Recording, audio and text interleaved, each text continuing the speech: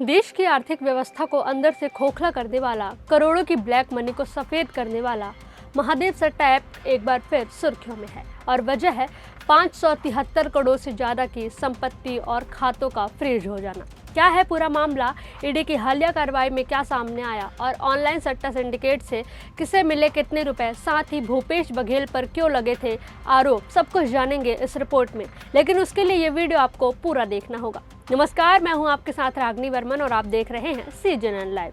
चलिए वीडियो की शुरुआत करते हैं।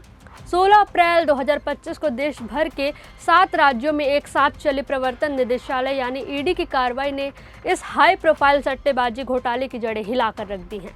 दिल्ली से लेकर मुंबई, इंदौर से लेकर चेन्नई तक ईडी की टीमों ने की बड़ी रेड और जब्त की है 573 करोड़ रुपए की संपत्ति। ईडी यानी प्रवर्तन निदेशालय ने इस केस में 573 करोड़ रुपए की संपत्ति को सीज कर दिया है और अब खुलासा हुआ कि इस काले खेल में कई नेताओं, अफसरों, व्यापारियों और बिचौलियों की जेब भी गर्म हुई थी। आइए जानते हैं इस ऑनलाइन सट्टा सिंडिकेट से किसे मिले कितने रुपए और कैसे। इस पूरे घोटाले की जड़ें छत्तीसगढ़ से शुरू होती हैं, जहां 2019 में भिलाई के रहने वाले सौरभ चंद्राकर ने अपने दोस्त रवि उप्पल के साथ मिलकर महादेव बैटिंग ऐप की शुरुआत की। शुरुआत भले ही एक वेबसाइट से हुई, लेकिन कुछ ही समय में इसका नेटवर्क पूरे भारत में फैल गया। इस ऐप के जरिए लोग क्रिकेट, चुनाव, टेनिस, पोकर और कार्ड गेम्स जैसे कई इवेंट्स पर सट्टा लगाते थे। एक साधारण से नंबर कॉल कर यूजर को व्हाट्सएप ग्रुप्स में जोड़ा जाता था, फिर उन्हें सट्टेबाजी साइट्स पर लॉगिन आईडी दी जाती थी। इस सिंडिकेट का संचालन दुबई से किया जा रहा था।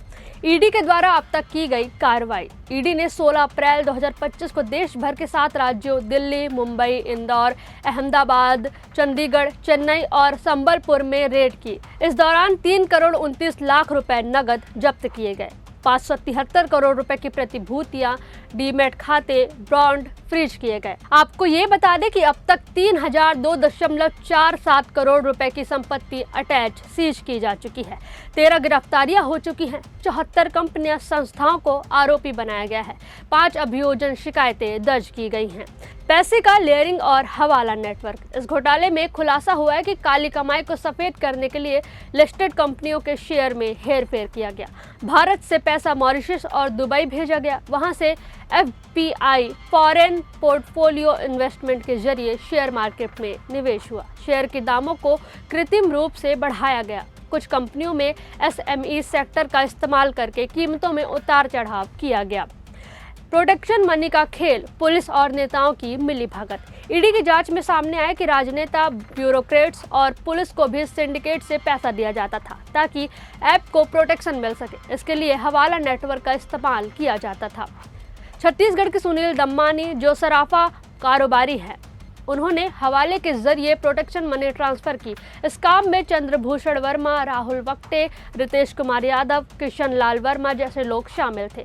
महादेव सट्टा ऐप में भूपेश बघेल का नाम भी सामने आया था। महादेव सट्टा ऐप के प्रमोटर्स ने तत्कालीन मुख्यमंत्री भूपेश बघेल के संरक्षण के लिए पैसे देने के आरोप भी लगाए थे, जहां 508 करोड़ रुपए देने की बात कही गई थी। वहीं हाल ही में इस मामले को लेकर ईडी ने भूपेश बघेल के ठिकानों पर भी छापेमारी की थी। बॉलीवुड कनेक्शन।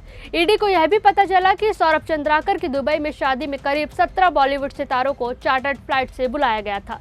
इनमें हवाला के जरिए करोड़ों रुपए में पेमेंट किया गया, जिनमें रणवीर कपूर और श्रद्धा कपूर जैसे नाम भी शामिल है। कुछ से परफॉर्मेंस के बदले तो कुछ से इस ऐप की प्रमोशन, सपोर्टिंग एप्स के प्रमोशन में मदद ली गई। अब इन कलाकारों से भी पूछताछ हो रही है। महादेव सट्टा ऐप कैसे शुरू हुई, करोड़ों के घोटाले की कहानी। साल 2019 भिलाई छत्तीसगढ़ के एक छोटे से इलाके में एक युवक सौरभ चंद्राकर जूस फैक्ट्री नाम से एक साधारण जूस की दुकान चलाता था। इस दौरान उसकी मुलाकात रवि उप्पल नाम के शख्स से हुई और यही से शुरू हुआ एक ऐसा सफर जिसने भारत के सबसे बड़े ऑनलाइन सट्टेबाजी घोटाले को जन्म दिया।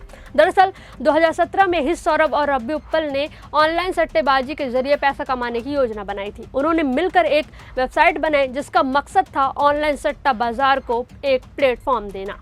2019 में सौरभ चंद्राकर दुबई चला गया। वहां से उसने अपने पार्टनर रवि को भी बुला लिया। दोनों ने मिलकर दुबई में महादेव बुक ऑनलाइन के नाम से एक वेबसाइट और मोबाइल ऐप लॉन्च की। एक ऐसा प्लेटफॉर्म जहां क्रिकेट, पोकर, फुटबॉल, चुनाव परिणाम जैसे विषयों पर सट्टेबाजी की जा सकती थी। इस ऐप को वायरल करने के लिए इन्होंने social media marketing paid influencer, WhatsApp groups और कॉल सेंटर नेटवर्क का इस्तेमाल किया। कुछ ही महीनों में ऐप के 12 लाख से अधिक यूजर्स बन गए, जिसमें से बड़ी संख्या छत्तीसगढ़ और भारत के अन्य राज्यों से थी। कौन कितना कमा रहा था? ऐप के जरिए पैसा कैसे बट रहा था? ईडी की रिपोर्ट्स और छापों से मिली जानकारी के अनुसार यूजर आईडी बेचने वालों यानी एजेंट्स को हर एक्टिव यूजर पर 1000 से 3000 तक कमीशन मिलता था। कॉल सेंटर ऑपरेटर्स को साप्ताहिक बोनस और 5000 साथ ही 2 लाख तक मंथली पेमेंट होती थी। एप्लीकेशन प्रमोटर मास्टर्स एजेंट्स को हर महीने 10 लाख से 50 लाख तक की कमाई होती थी। सौरभ और रवि ने इस मॉडल से हर साल सैकड़ों करोड़ रुपए की कमाई की। इन पैसों से बेनामी प्रॉपर्टी, गोल्ड, फेक कंपनियों में निवेश किया गया। वहीं ईडी की कार्रवाई अभी रुकी नहीं है। इस सिंडिकेट की परतें खुलती जा रही हैं। आने वाले दिनों में और भी गिरफ्तारियां हो सकती हैं। इस घोटाले ने सिर्फ ऑनलाइन सट्टेबाजी की सच्चाई ही नहीं बल्कि सिस्टम में छिपे हुए गुनाहगारों की परछाई भी उजागर कर दी है। इस खबर पर हम लगातार नजर बनाए हुए हैं। मामले को लेकर आपकी क्या राय है, हमें कमेंट बॉक्स में जरूर बताएं।